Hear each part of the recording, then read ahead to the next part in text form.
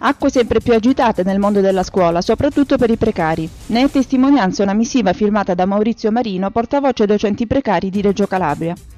Una delle ingiustizie più eclatanti si sta realizzando nella più totale indifferenza. Questo è l'incipit della missiva che così prosegue. Una classe di concorso annullata, i suoi docenti a casa. Per chi insegna italiano e latino è la fine.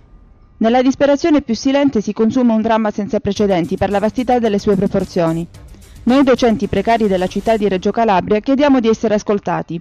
Gli stessi chiedono agli organi di stampa di farsi portavoce della loro difficile situazione.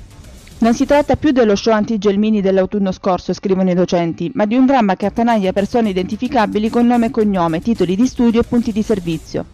Dopo anni passati a lavorare in posti lontanissimi da casa, dopo anni di responsabilità morale e civica di educare i ragazzi delle scuole di provincia, ecco l'epilogo fulminante. Dall'imminente passaggio in ruolo alla perdita dell'incarico annuale.